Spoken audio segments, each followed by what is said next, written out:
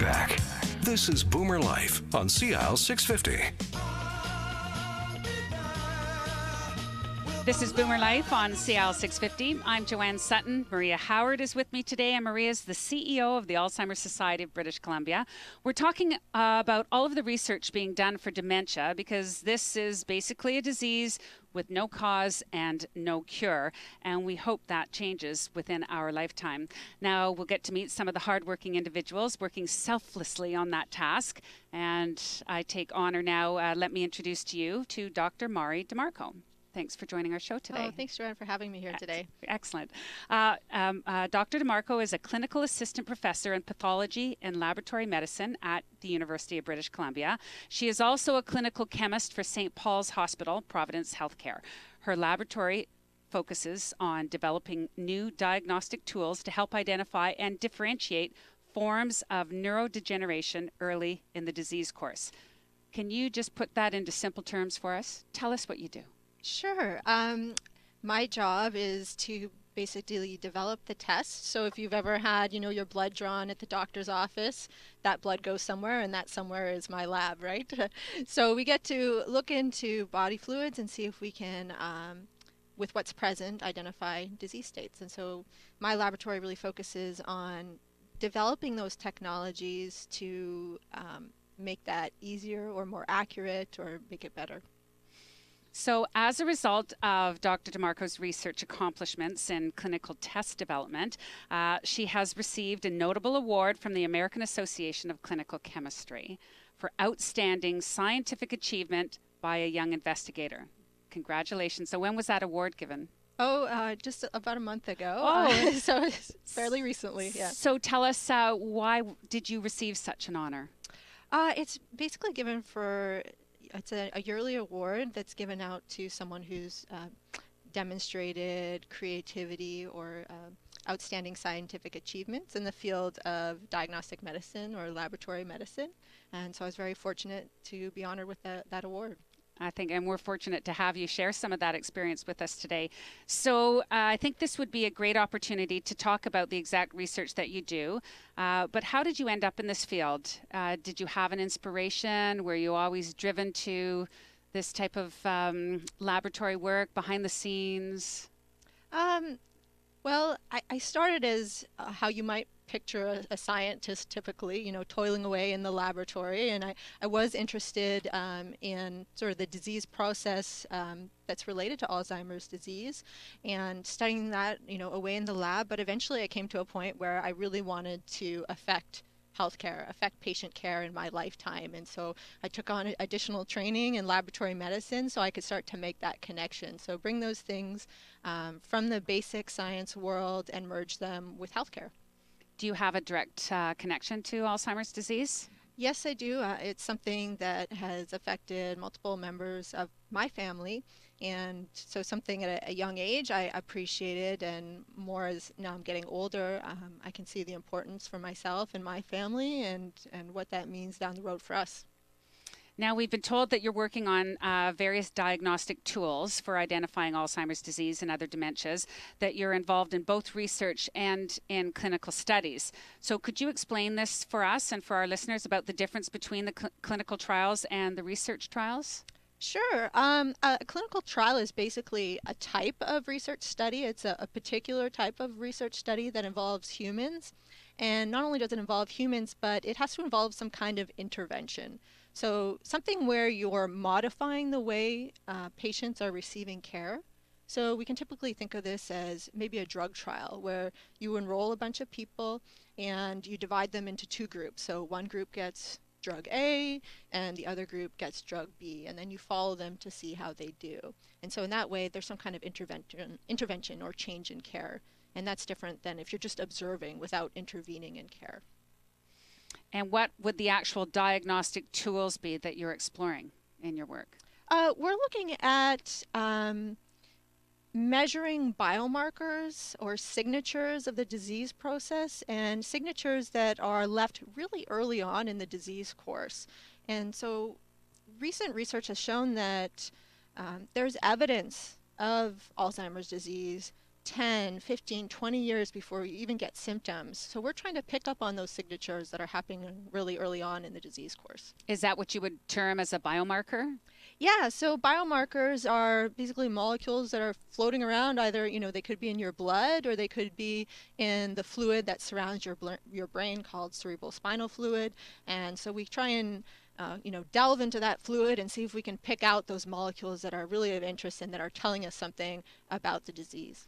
So this would be similar to doing other diagnostic tests and research that has been done in other areas, like for other diseases, that you're trying to develop something that you could test our blood to see if we're...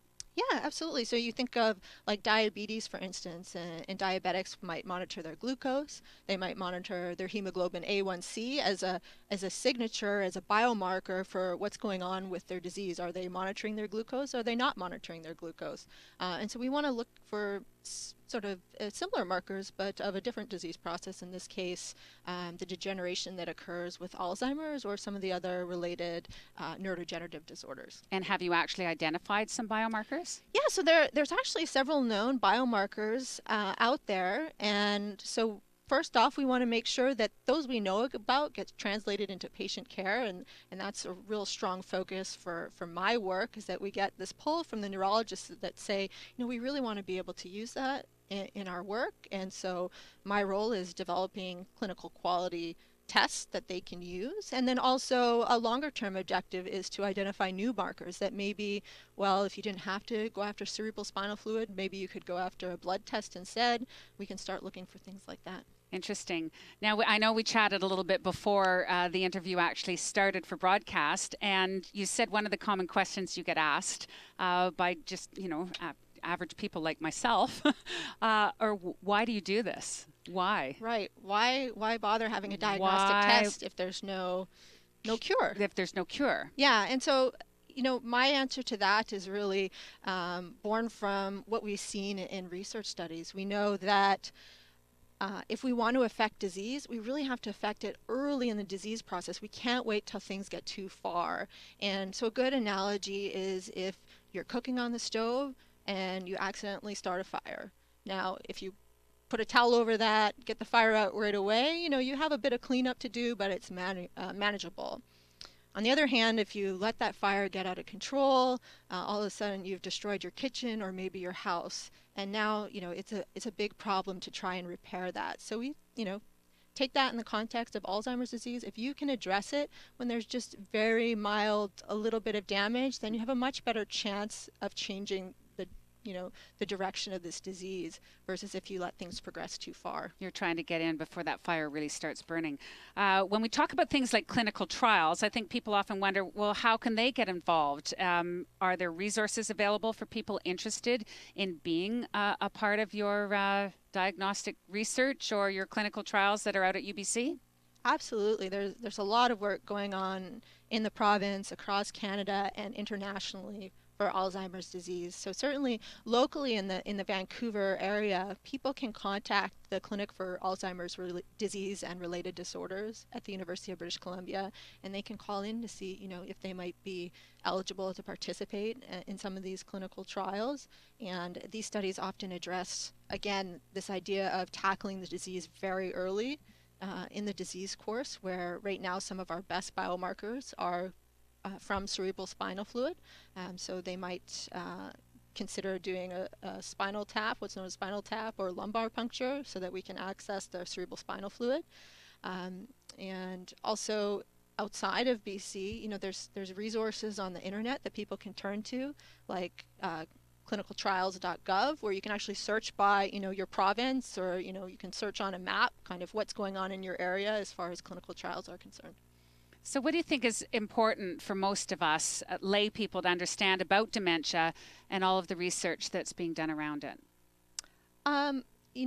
For me, and certainly what I talk to my family about, is to try and impress upon them all the fantastic work that's going on. There's a lot of people out there really working hard and who are really committed to trying to make a difference in this disease. And we certainly are grateful for the support of organizations like the Alzheimer's Society of BC, and personally from the St. Paul's Hospital Foundation, for helping, spur this research on and help it grow, training the next generation of scientists to also take up this cause.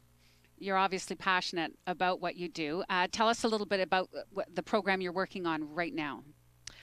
We're interested in very early markers for Alzheimer's disease and to see how that might affect patient care. So if we can provide physicians the right kind of information such that they can make a diagnosis earlier on, how does that affect the care that they're giving patients? From the patient's perspective, how do they feel that's contributed to their overall care? And in the long term, how does this affect our healthcare system? And how closely do you work with the Alzheimer's Society of BC? Very closely. We're very lucky to have Maria and her team help us in constructing, just the direction of these projects we're working on, because they very much understand from the patient's perspective their navigation through the healthcare system, and so they've been instrumental in really helping us design sort of the right questions to ask in our research studies. Dr. Mari DeMarco, thank you for joining us today, and thank you for your contributions towards finding a cause and a cure for Alzheimer's and other dementias. Oh, thank you so much for having me on. Excellent. Don't go away. Dr. DeMarco, she is a clinical assistant professor in pathology and laboratory medicine at the University of British Columbia. Also with us today is Maria Howard, CEO of the Alzheimer's Society of BC. And if you have any questions about today's show or about the Alzheimer's Society, you can always call them. You can always ask your doctor questions as well, or you can visit the website. It's alzheimerbc.org. This is Boomer Life on CL 650. Celebrating the baby boomer lifestyle. This is Boomer Life on CL 650.